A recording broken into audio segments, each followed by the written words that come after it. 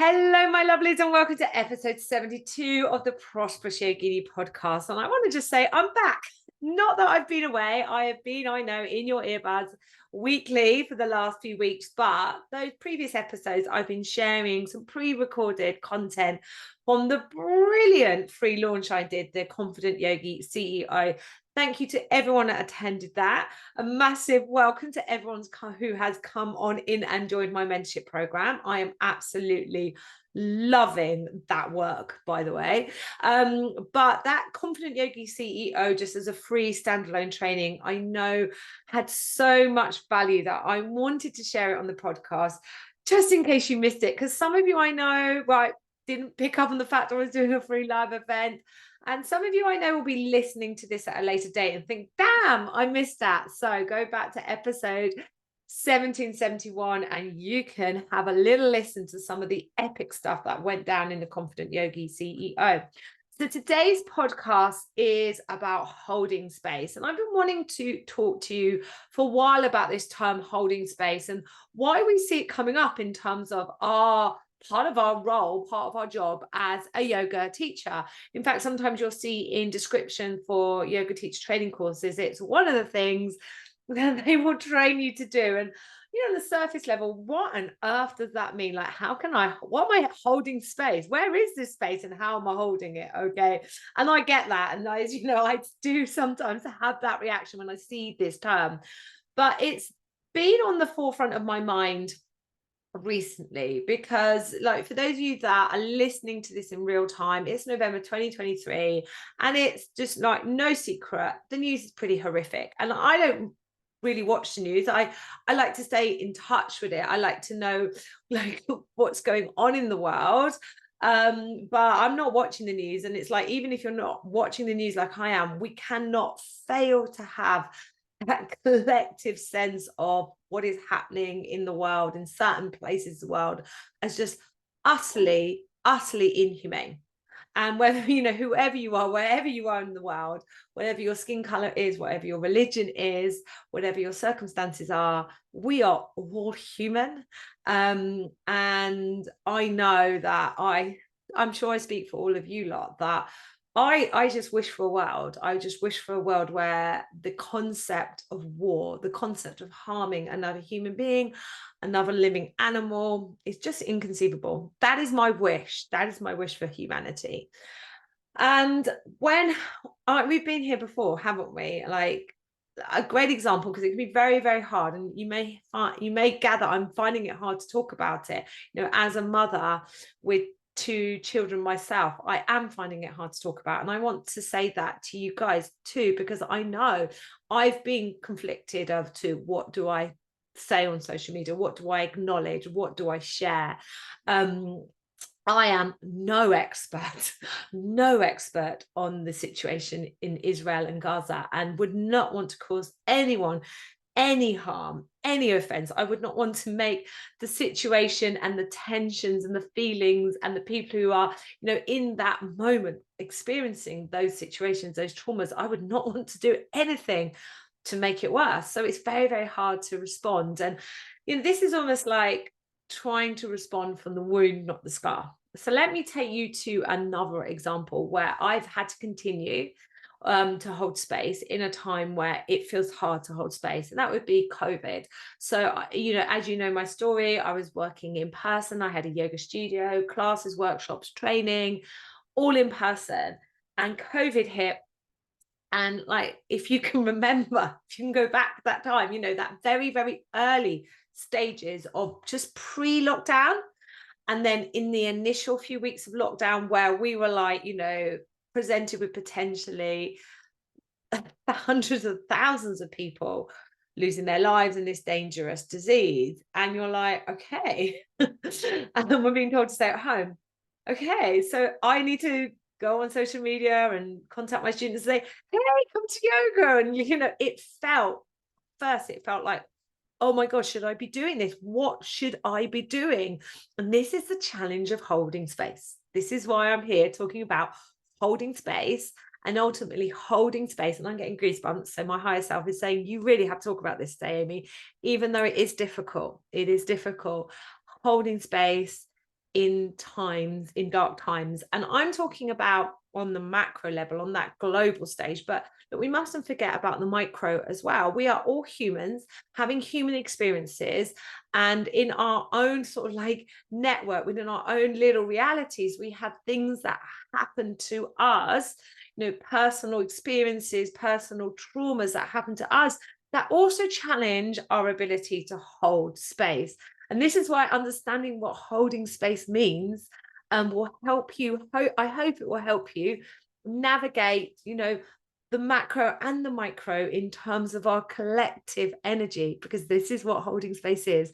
And this is why it's so hard, my darling. So what does it mean to hold space? And it literally means, and yoga teachers are not the only people holding space in terms of, I would say, anybody like a therapist, a counselor, a massage therapist, Reiki, Bowen, chiropractor, osteopath, like anybody working with the body, whether we're working with it on a physical terms, an energetic terms, a mental terms, it is like all one system. We like to separate the human body. It is just one energetic system. And when we have a job where we work with that system, we are holding space for that energy system.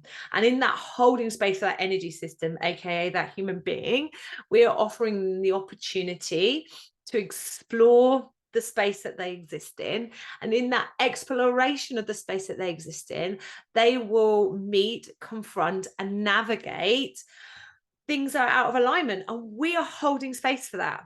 Okay. We're not taking it on. She laughs like the biggest empath in the room. We're not taking on their problems, their energy, but we are creating the opportunity. We are creating the space for them to explore and confront, experience, and move through and remap their system. Oh, God, this is a deep one today, isn't it? You may never be the same again after this podcast episode. So we're holding space energetically, we're holding space physically. And I think the physical space can be one that is the easiest one to attach to, particularly if the style of yoga we predominantly teach is a physical one, which is a very common for most yoga teachers, particularly when we start out in our career. I know this was me, like teaching Ashtanga, Vinyasa, like really physical classes, energetically working the system through movement and sweat and heat. Like that's not wrong. That's just one way, by the way.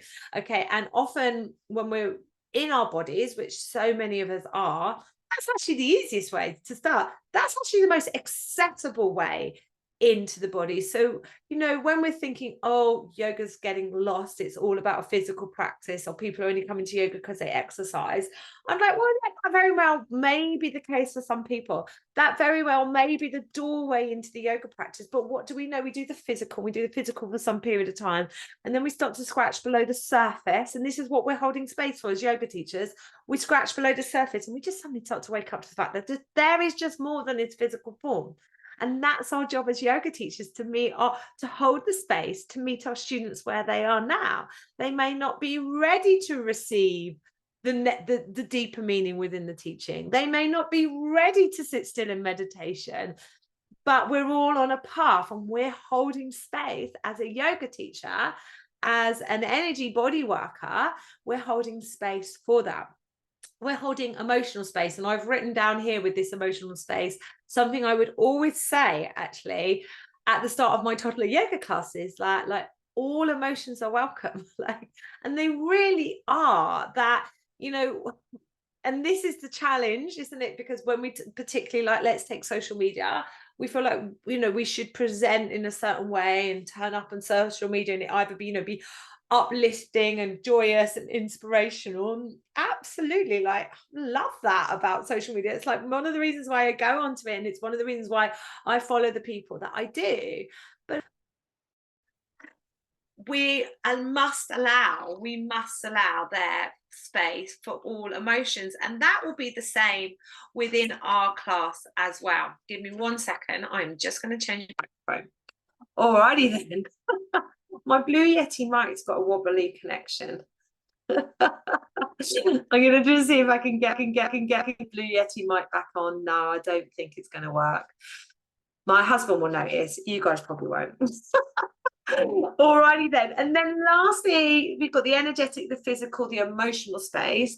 And then there's the spiritual space as well. Like, this is part of the journey that we go on. Like, it's a scratching beneath the surface. And as we unravel the different layers of what this energy is, and then we begin to tap into new possibilities and new understanding of our body. And for some of that, that will be perceived. It's not that some of us are going to have a spiritual awakening and some of us aren't. Like that, some of us will feel like that is a spiritual awakening. And as a yoga teacher, we are holding space for all of that. Oh, that's massive, isn't it? Yeah, maybe you should put your prices up. And also helps us to understand why, sometimes it can be energetically draining teaching a class, or like teaching a group class or one-to-one class, or those of you that run retreats or training courses, how do you feel after a training weekend? How do you feel after a one-day retreat or a weekend or a week's retreat? We feel a need to energetically reset. We'll feel energetically drained because we've been holding space for all of that stuff on a much grander scale. When we spend more time with people, more stuff comes to the surface. When we work deeper with people in retreats and in training programs, more stuff comes to the surface. We are holding a much bigger space. Yeah. And we will feel that. So then this comes on to my point of like understanding that we're holding space for all of this stuff. Like this is what holding space means. And then if we are going to hold space effectively, because we don't actually need, to learn to hold space. We are all holding space for each other all the time. This is what human beings do. This is what, we're designed to do. But as yoga teachers, we're choosing to do it more. We're choosing to do it for our day job. And if we are aware of that, we also then need to be aware of our responsibility to manage our own energetic space, to regulate that, and this comes into like, if you're tired, look, and we all have moments where we're tired, the children have upset, they haven't been very well, we've got stressful stuff going on, and our ability to hold space is diminished. And I think allowing that, acknowledging that to yourself, that's okay, right? But also what self-care, keeping your own practice going, creating a schedule that allows time for you to discharge other people's energy, to reset your space.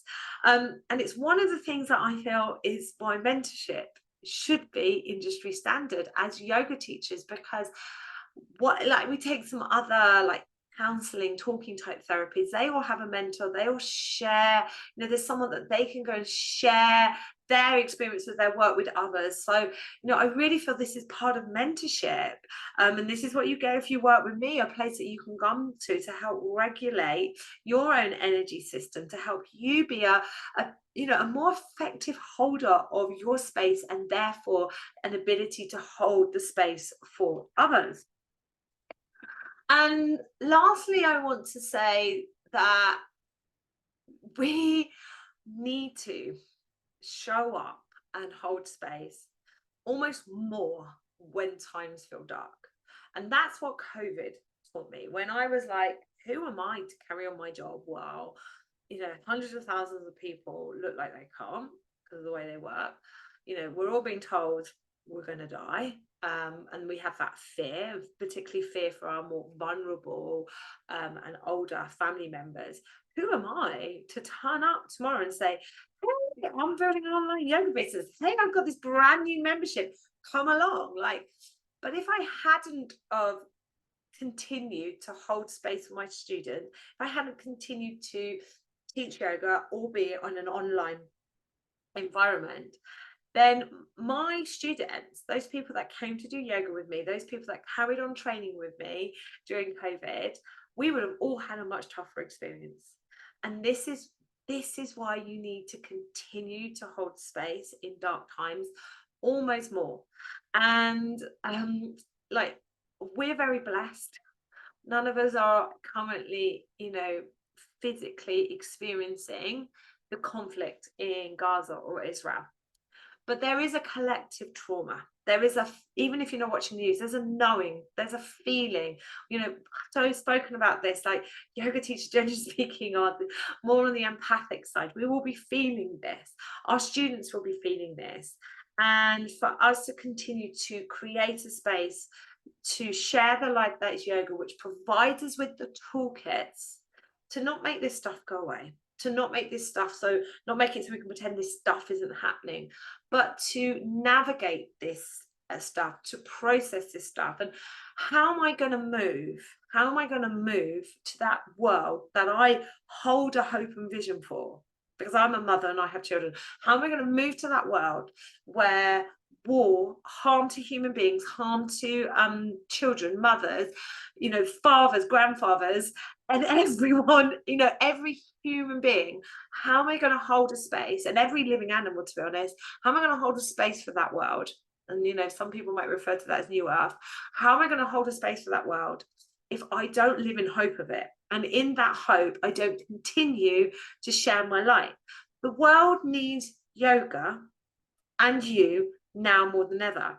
And I'm going to end today's podcast on, I was trying to find it. I've got one of my favorite books. This book has come back out recently as well with what's been going on, because I needed a pep talk, I'll tell you that. This is You Are a Badass at Making Money by Jen Sincero. And I was trying to find, there's a little paragraph in here where she talks about, like, all the bad stuff, all the wars, all the stuff that we don't want to have happen in our world, right? Who's making it happen, right? And they've got power, and they've got power because they've got money. And I'm like, okay, I can't, rock up into Gaza right now and end that situation. That is beyond my control. But what is in my control? Well, I can continue to turn up, show up, support those that I'm teaching, training, and mentoring. And I can continue to show up in my business with a complete endeavor to make as much money as I humanly can, and to help you guys make as much money as you humanly can. Because one of the things I believe in my vision of New Earth, my vision of a world that is in better balance, a fairer world where everyone can thrive, is money is in the hand of good-hearted, conscious people. And I've purposely just not said women. I'm trying, yes, there are more men with money in the world than women. Yes, we could say all the bad stuff happening in the world is down to men with money. All right, that that may not be true, but I actually shifting away to a world where it is just that all of us are thriving, and those with good hearts and are conscious are the ones with money and are helping to make decisions to a fairer, more balanced society. So you, my darling, having this endeavor to take your passion as a yoga teacher and whatever other medium that you work in, and use your gifts to help the world, to help people, to hold space for energy regulation, to process both the trauma on the macro and the micro that we experience as human beings, to help spread the light that is yoga, to help people feel more balanced, more energy, more in energetic balance, to spread a bit of love. And in that, you make as much money as you want. And if you have an abundance of money, you can do what the hell you want with it. But I know it's fact. There are studies that, women who are earning more, women with money will invest more into good causes. That has been proven in studies. So listen, I don't mind whether you're male or female.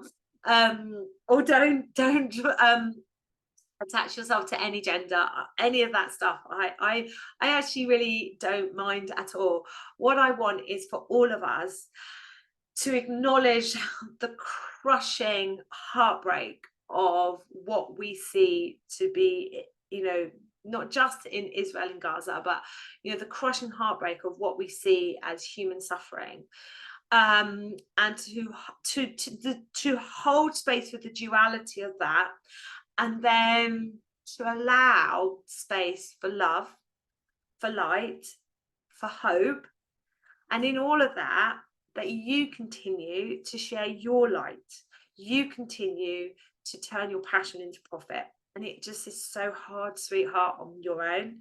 I'm being a bit emotional because you're really not meant to do it on your own. And I feel like one of the things that I'm here to do, one of the things I came here to do, is to help guide you so you're not alone. So yes, I'm turning up on my podcast for you free every week. That is not going anywhere anytime soon.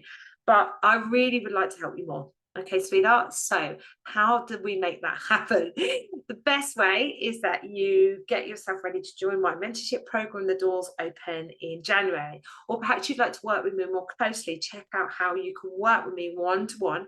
I've got currently offer my Pathway to Profit, which is a one-off 60-minute call, a review of your business and where you are, and I would create your own pathway to profit, followed by, if you like, WhatsApp support for 28 days. And I'm actually restructuring my one-to-one staff as we talk, so more opportunity coming your way to work with me one-to-one.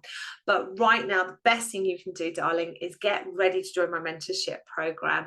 Start not just telling yourself that, it's not that you've got to wait for something. You're not going to wait to be at a certain place in your business. It's just like mentorship is essential for you as a yoga teacher to thrive. And I would really love to help you, because of course we have been speaking about this in our mentorship program. Our last teaching clinic, I did a nervous system regulation and a yin yoga practice with them. Our teaching clinic coming up this month is literally on this topic of holding space and navigating trauma sensitively through meditation and practices, breathing practices. So, as yoga teachers, we're not triggering people, we're creating space to process the trauma. All right, my darlings. So I hope you found this useful. I'm like hands on heart here. Don't have like a definitive answer to how to show up on social media in these situations. It's really difficult. I think it's worth acknowledging that. And I think all you can do is be true to yourself. Be true to yourself. And if you're feeling overwhelmed, if it's all feeling a bit much, if you're not sure what to do, just take yourself away. Go and do those practices that will regulate your own energy. Because for you to hold space, you need to have a responsibility for your own energy regulation. All right, my darlings, I'll see you all next week.